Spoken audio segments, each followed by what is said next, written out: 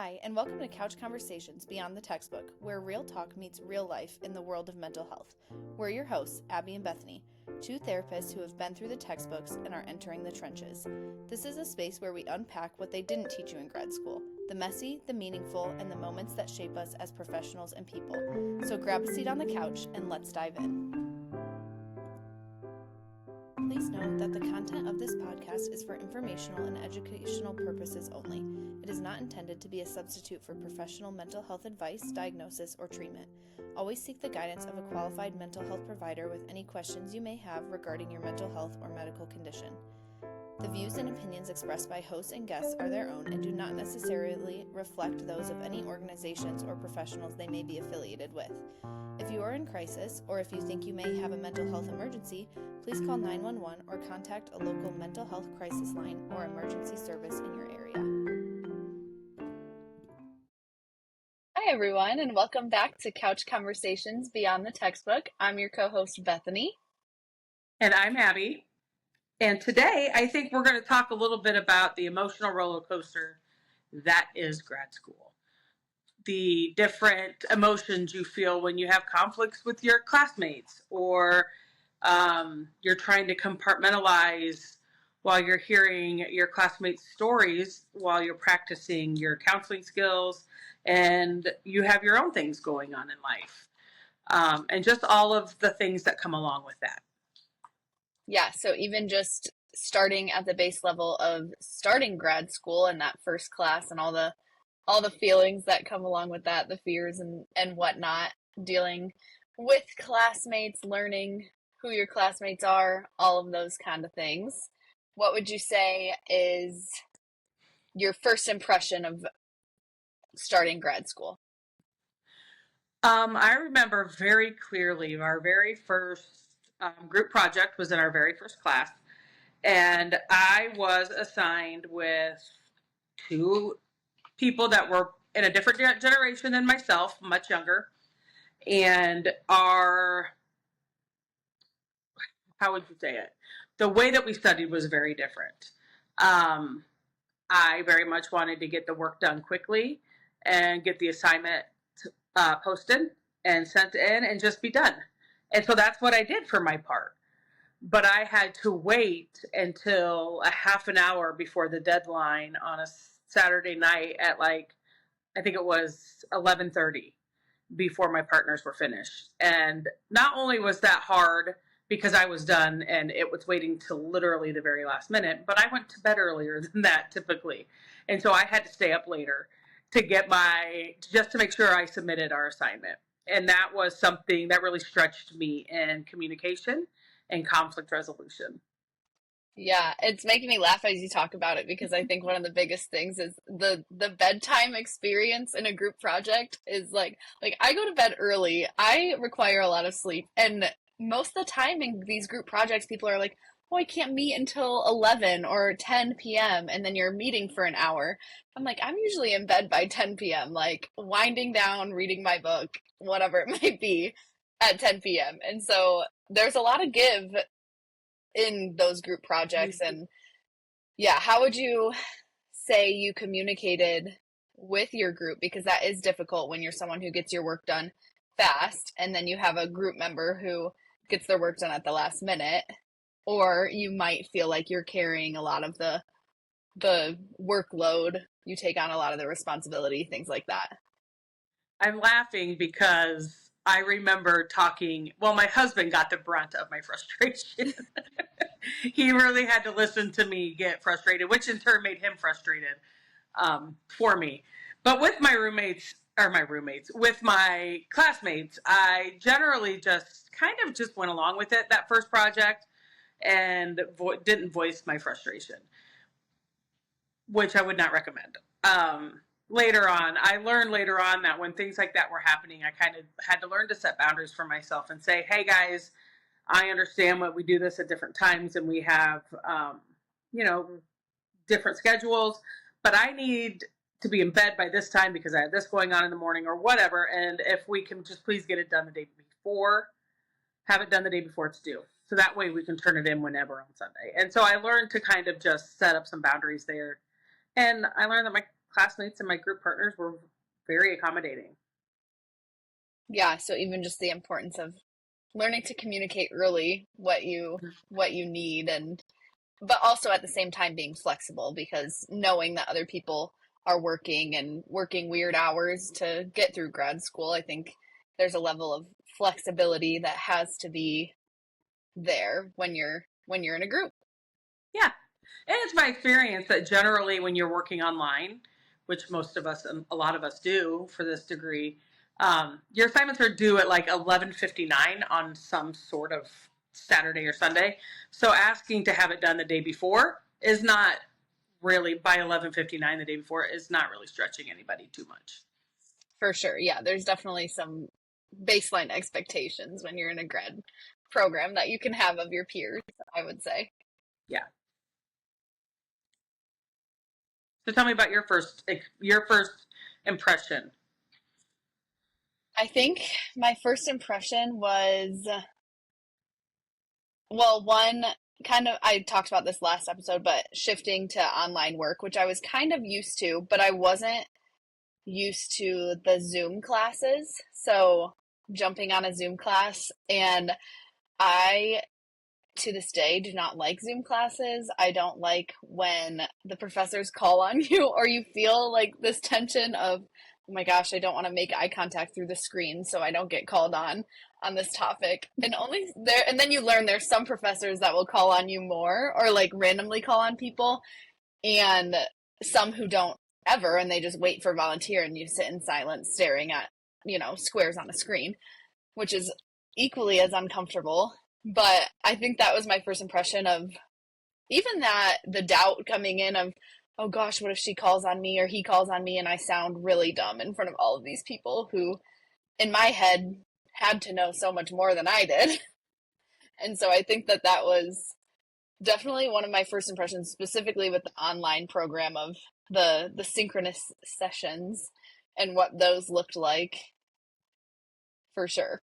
Yeah, those synchronous sessions, they were always scheduled at the absolute worst time.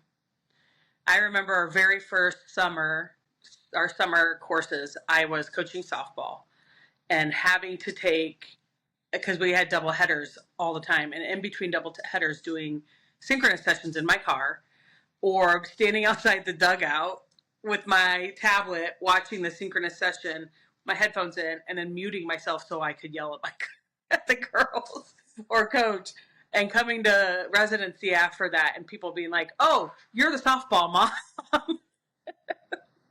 It's actually really funny that you say that, because I remember having a class with you, and you being at the softball field, and I, as a, softball player and coach myself, I could obviously pick up on that, and I loved that you had the type of commitment to this grad program to be like, but also still committed to your kids, and being like, you know what, I'll jump on this class, but I'm not missing their games for it. I Well, think and that that kind that's of leads awesome. me, yeah, that kind of leads me to like our professors' expectations.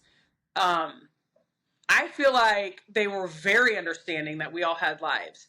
And I never once had a professor when I would be in my car or having to move around, or, it was inconvenient for me to be on Zoom, but I made it there. That's what they cared about. They never once said anything about like, hey, can you leave that softball game, or can you, they tell you at the beginning to have this professional expectation, which they do, but I think they care more about you showing up. Yeah, I think especially as you get to know your professors, Yeah. they get to know you, they're able to understand that side of things more. I think that for the most part, professors, in my experience, were pretty understanding over things like you said, they're scheduled based on the professor's time. And so even this last semester, I remember on Mondays we had a 5 p.m. synchronous session class, and there were three of them throughout the semester. Well, I was seeing clients on Mondays, and I was frustrated because I had to cancel my 5 p.m.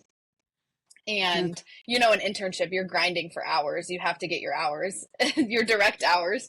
And so I remember feeling like super frustrated. And my internship was a half an hour, or was a half an hour from my house. And so I would see my 4 p.m. and end at, 4:53, and then I'd want to write my note. And so I'd be joining from my car halfway home.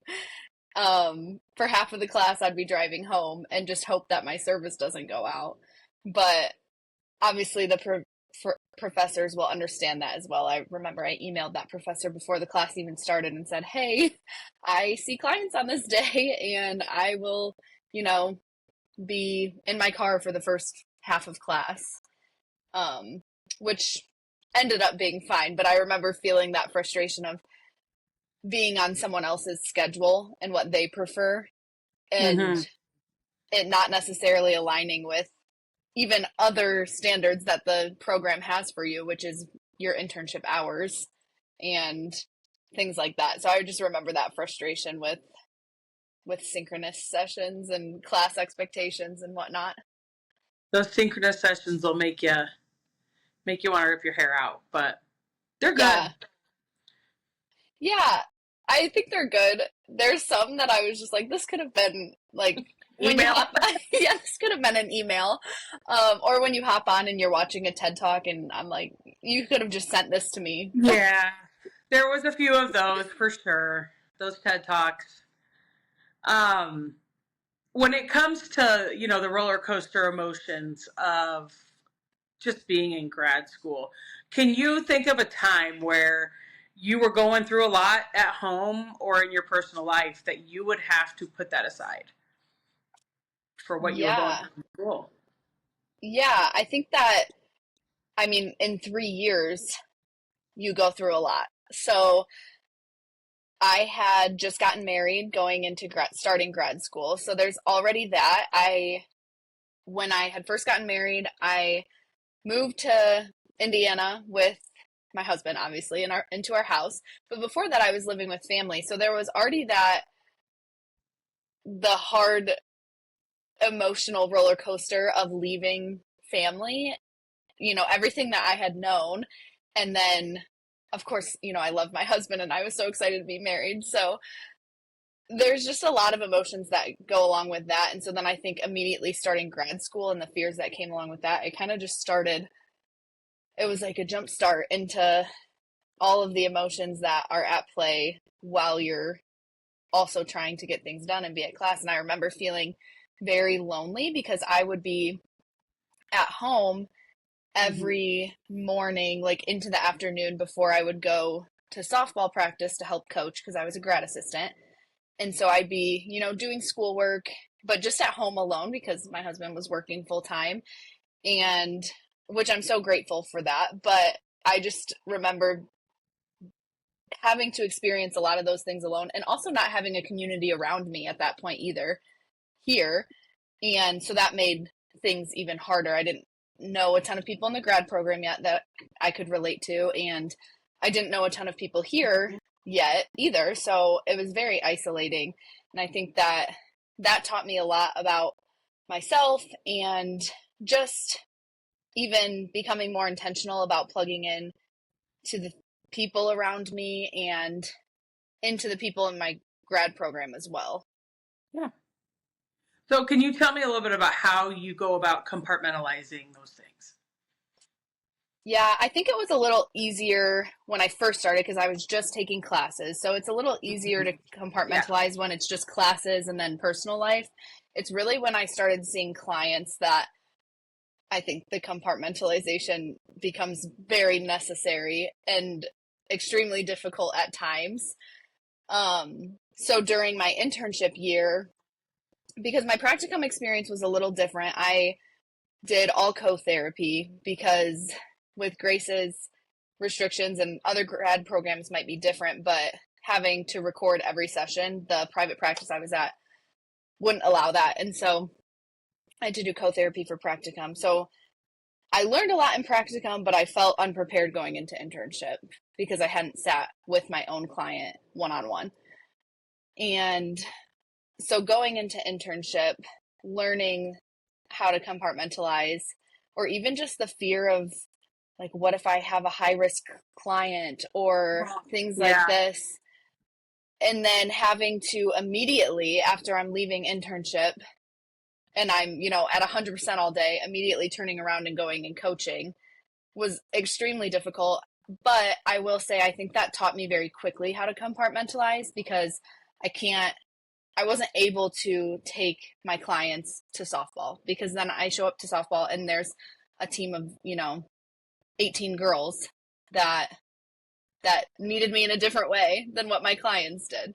And so I think that taught me pretty quickly. And I'm not saying that that's not necessarily the healthiest way to go about it, but I think there can be some guilt to pushing yourself to not think about your clients outside of the Mhm. office, because there's a lot of heaviness when you're working with clients. And for me, I'd be like, should I be thinking about this more? Like, should I be thinking about my clients more? And does that mean I don't care if I'm not thinking about them outside of the office?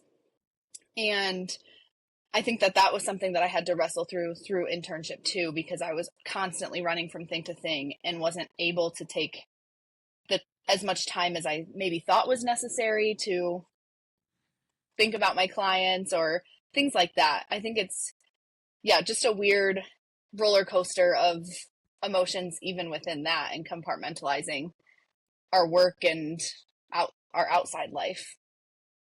Yeah. Yeah, I relate a lot to that feeling of guilt with, you spend an hour with a client who is suicidal or is, in a really bad place, and you are not sure they're going to be safe when they leave your office. And then having to go home, and then the guilt of, I have to force myself to not think about that. But I know that what they're going through is very real, and I feel like I should be thinking about that. But for me, I come home and I have two kids who need me, and my husband who needs me, and I'm running to volleyball or football or whatever it may be. And there were times where I would feel like weighed down almost by knowing what my client's going through, but also having to carry different hats. And the fabulous Deb McAvoy, Dr. Deb, that we just love so much, was always very good about checking in if I had a space in between clients, and checking in and saying, hey, go for a walk, or go do your homework down at the coffee shop, or something like that, to try to get me out of the space. And that was something that I learned would help me compartmentalize, is if I am in the office, I am therapist. When I am out of the office, I am student or mom or Abby or whatever it may be. And that was something that really helped me learn to compartmentalize. I feel like a natural way was having somebody who I revere very much kind of show me that path. For sure. And I think that there's so many different ways that people can do this. Like I said, I was driving 30 minutes. So there were a lot of times where I had that 30 minutes to, think about the things while I'm in my car. And then as soon as I get home, I'm like, okay, we're done. We're not going to think about these things. Or as soon as I get to the next thing.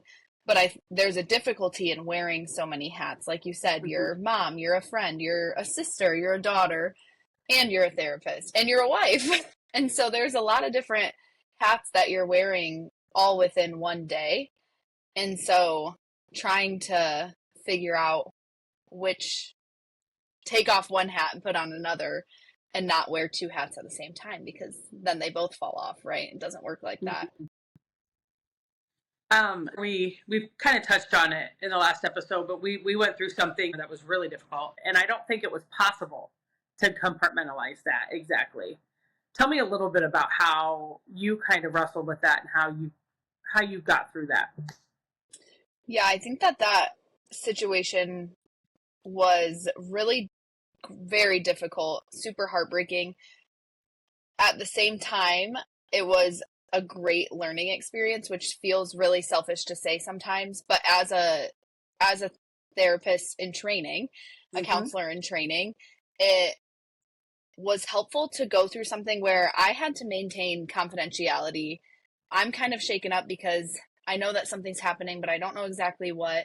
And knowing going into the next day that we're going to be full on counseling mode, I think that was the first time where maintaining confidentiality it wasn't hard to do, but it was hard to carry alone. And Mm-hmm. so I think that's where you can lean more on, like, I know we leaned on each other during that time. And we were already close before that, but our cohort, I think, was even closer after that because we were all each other had. And of course, you can't tell anyone what's happening or what is going on. Like the next day, that night was hard because it all happened in the evening. And so knowing I didn't sleep much that night, knowing what we were going into the next day, and then having the support there and with our supervisors and their support and encouragement to us. And Yeah. I hope that we were encouraging to them as well. But scary as a counselor in training to Yeah. handle such immediate grief. I hadn't worked with anyone who had been in crisis like that before. And so I think handling such immediate grief was so new and scary. Like, what do you Yeah. say? And honestly, for those listening, there's not much you can say when somebody experiences something like that Mm-hmm. or is going through something like that, especially right as it's happening. But the most important part is being that person that will listen and validate and help to understand, because there's so many different avenues of grief. Grief looks different for every single person. And I think that's something as a counselor that's really important to know as well, that grief doesn't always just look like crying. And some people it's laughing or humor, or some people are like, I don't really want to talk about it. I'd rather talk about something else. Um, there's so many different ways that people handle their own grief. And so I think that all of that was going through my head, and overall helpful to have the support system that we had, and our supervisors were amazing Yeah. in handling that. So yeah, that's kind of how I, looking back at it, think about it. What Yeah. about you? What would you say your experience was like? Um, so I just feel like there are going to be situations, especially as a student therapist, that the compartmentalizing is going to flood and it's going to bleed out, and you're not always going to be able to shut it off. And for me, that was a situation where I came home and it was really hard. It was beautiful and it was an honor, and it was why we signed up to do this. Mm-hmm. But it was also very difficult. And I couldn't tell my husband much of what was going on.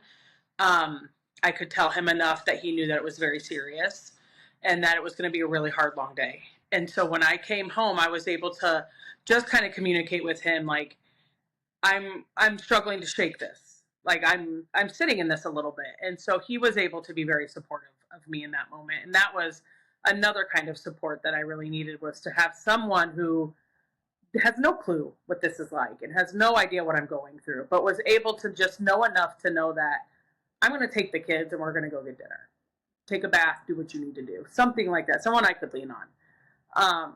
And so that was kind of big for me, because like you said, that was a situation that you don't want anyone to go through and you don't want to happen. But as student therapists, you can't train for that. We got thrown into it, and it was a learning experience that we would not have had otherwise. But the way that we came together, and just because we were the only ones who understood what each other was going through, and the way we came together, and that was, I will hold that so close to my heart forever, because it was incredible. And there were different ways we all compartmentalized, and some of us needed extra time.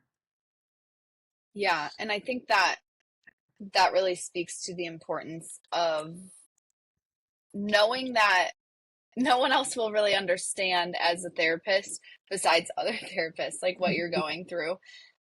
And you can't expect other people to, but making sure that, or trying to surround yourself with people around you that you can trust. And even like you said, even just your husband being like, hey, I know that I can't ask questions or know about this, but I'm going to support you in the way that he can. And I think that that's so important too.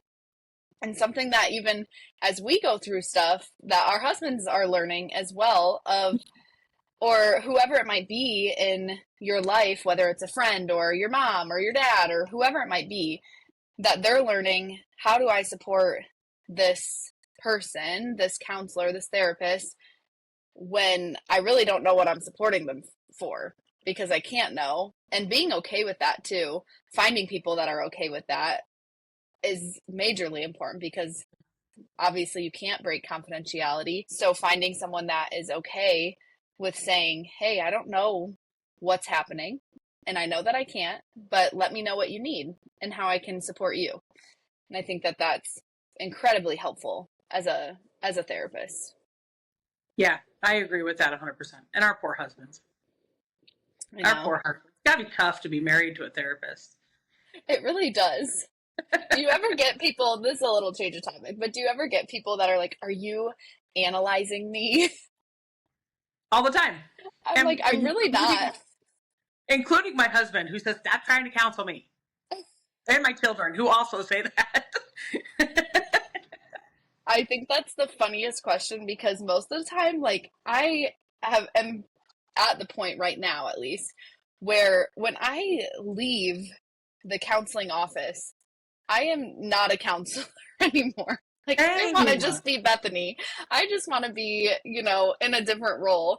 And so I think it's really funny when people find out that I am a counselor or they'll talk about mental health and be like, you know, I don't even know how to describe the interactions that I've had sometimes where they'll be like, "Are you diagnosing me?" I'm like, "Honestly, no. I'm really not. I don't think about it that deeply outside of my No. job." And it's when you are using that language, but we've been training with that language for 3 years. So it just kind of is how we talk now. Yes. They're like, you're trying to counsel. No, it's just naturally kind of comes out where I ask questions without question marks. Yes.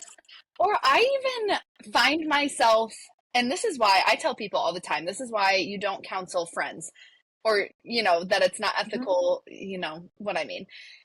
And I find myself like if someone that I know, maybe not a super close friend, but just someone that I know that's going through something hard, I still am at a loss for words. Like if I know them Yes. personally, I sometimes am still like, I do not know how to comfort you because there's such a difference in working with clients to the people in your real life that sometimes there's like a different connection with the people in your real life that Yeah. and then I feel like there's an expectation that I will Yes. know what to say to Yep. people in my life. I keep saying real life, but you know what I mean. To Your people in my personal life. life. Yeah, in my personal life, when they're going through something, I think that there's this pressure maybe that I put on myself or that I don't know that others have really put it on me, but I put it on myself to be like, oh, you should know what to say in this moment because you work with clients all the time that go through similar things. And I think one of the things we had mentioned even last episode was the advice giving Mm-hmm. and what that looks like. And in my personal life, if I'm close to you, I'm going to tell you what I think. Whereas with my clients, I don't. And so Right. even just that is a stark difference. I don't know if that's any of those things are something that you've experienced. Oh, 100%. All the time. It relates so hard to everything you just said. Yeah, I feel like my mind goes blank when in my personal life something tragic happens or somebody is hurting and I'm like, sorry, I don't know what to say. Like, but I do feel like the expectation is there. Um, and I've had people be like, I know somebody who's going through this. What do I do? Well, I don't know. What do you do?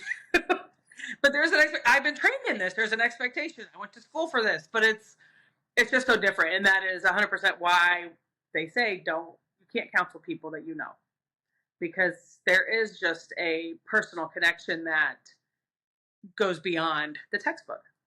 Yeah, for sure. Would you say that it's more of a perceived expectation, or have people made it obvious that this is an expectation that they have during certain times, or both? Probably both. I think it's more perceived. Nobody's come out and been like, "Well, you should know what to do." Well, actually, no. People have come out and said, "You should know how to handle this." Um, and the response is typically, "I do for my clients. I can with my clients because it's different." But I Yeah. can't put into words how or why it's different. It just is different. Yeah, for sure.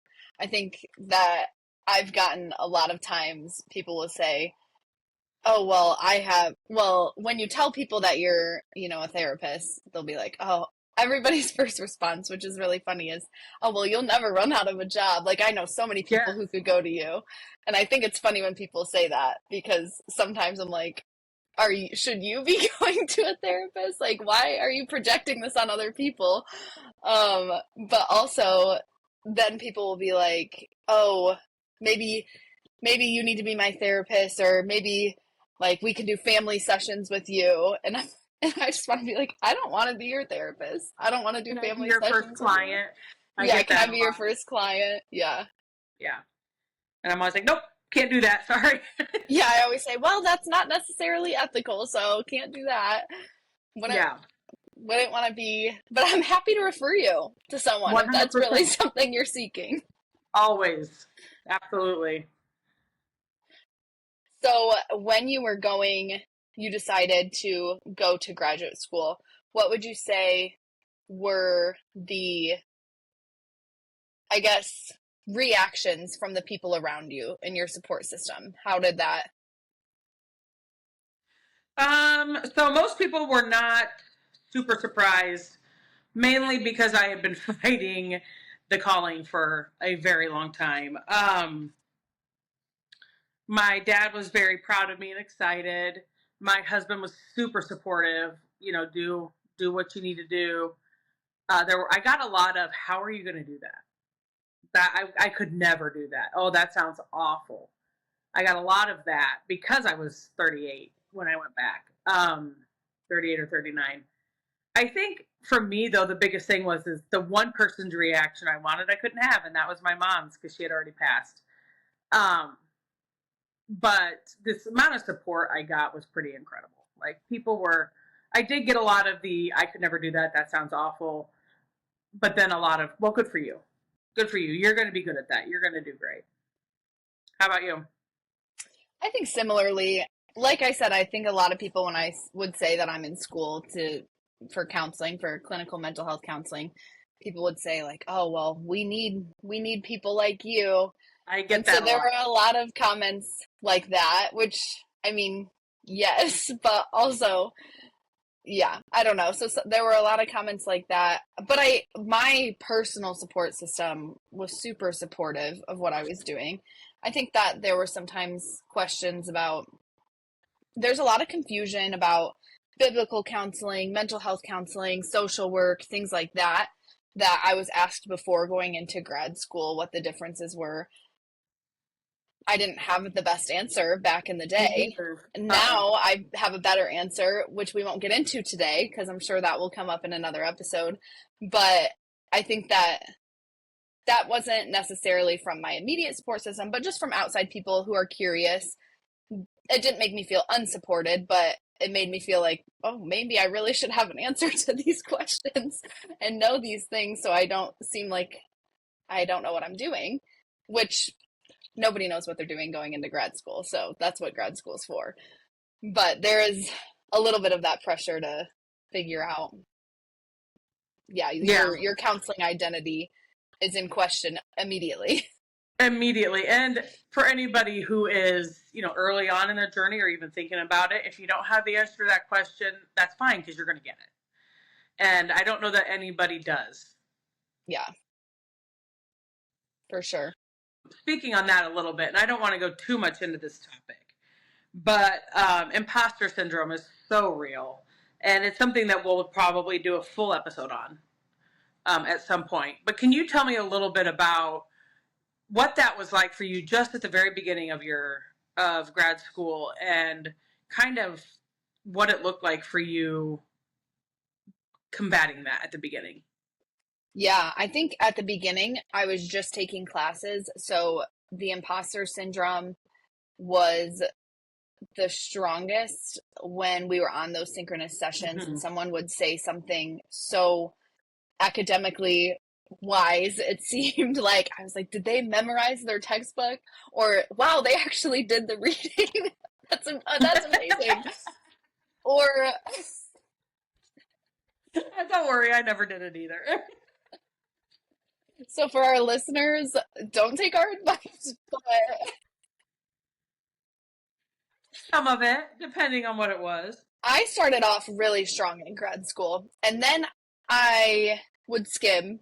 You know, you can't read every single word. No, There's so many yeah, pages. And so you have to learn how to skim. yes, And then you kind of figure out like what professors expect and what classes you really need to do the reading, what classes you just need to look over certain topics, things like that. But I'm not sure that's like the best advice to throw out there, but we're keeping it real here. So just being that's right. honest. But I will say that there were people that in my classes, like even a year later, would quote a book from one of the first classes that we took in the program. And I would, that immediately, I feel shame about myself that I have no idea what they're talking about or referencing. Or I might know understand the topic, but I'm like, how do they remember, this quote from this author from 3 semesters ago? Yeah, And I think that that's when, even before seeing any clients, the imposter syndrome of just being the student, a grad student, creeps in of like, oh gosh, there's people that are so much smarter and wiser than me in this program, and they're going to be so much better than me. And it's those thoughts of like, you're not good enough, other people are better than you, you're not going to be a good count. Like all of those thoughts creep in yeah, from like, you weren't meant to be here, you're just lucky you got it, and things like that are just so not true, but are so easy to let creep in when you're yeah. first starting. Yeah, I think that there was a big difference as imposter syndrome as a student versus imposter syndrome as a therapist. Mm-hmm. And I mean, I remember so clearly our very first residency where we all met each other and meeting people and them saying to me, "Oh, you have it all together. I just am so impressed with the things that you have said during synchronous." And I'm like, until you get to know me, and then you realize I got nothing together, and I'm a hot mess, and I'm flighty, and I'm all over the place. And I felt exactly the same way as what you're explaining. I remember people being able to quote things and being like, "What?" And as far as skimming goes, that's how you survive grad school. I mean, let's be honest. It is that. And I can probably think of some of the same colleagues that you're talking about right now. And it was just they had that kind of memory. And so looking back, it's like, oh, we just studied different. We just picked up Mm-hmm. things differently. And I'm sure there were things that I caught on to that they missed. But in the moment, feeling very inadequate for doing what I was doing and being like, oh my gosh, these people can like remember everything and they're understanding the theories and they remember all of the ethical laws. And I think the biggest thing for me was when we finally met each other at that first residency and getting to know each other and everybody hearing everybody else say the same thing. I was like, oh, we all feel this way. This is okay. It's everybody. It's not just me. But those first couple months, when those first 2 semesters before that, that was hard and it was so real. For sure. Yeah, and I was the same way. I didn't go to a residency until after a year of taking classes. And so I Mm-hmm. think, yeah, almost for like a whole year of just being a student and you're comparing yourself to your classmates. And in reality, like knowing that they are going to be a different kind of therapist than I am because we're different people and there's nothing wrong with that. But not letting those, trying to combat those thoughts of the imposter syndrome or I'm not meant to be here, I'm not good enough, other people are better than I am. Because in reality, there are going to be people that are better at some things than what you are, and you're going to be Yeah. better at some things than what other people are. Like, I know some therapists who I respect so much who really stay up way, up to date on best practices or in their theory or things like that. And not that I'm not, but maybe they have to work harder to connect with clients on a personal Yeah. level or things like that. And there's nothing wrong with either side. Like every therapist is going to be wired a little differently and there's nothing wrong with that. Yeah. Um, Shout out to Jamie. our favorite sex therapist, is so knowledgeable on those things. And I remember, and it became a joke after I got to know her that like, oh, if we want to learn about sex therapy, we go to Jamie. Can't wait to hear what Jamie has to say about this. But it was very true, and it was learning that like that is something that she is very interested in, and it's something that has really resonated with her. Whereas for me, give me all the kids and play therapy, like, Hmm. and the adolescents, and I can do that, and I know plenty of people we went to school with who want nothing to do with that. And so Right. it's just that is what resonated with me, and those are the things I remember, and those are the things that I'm still studying and researching now.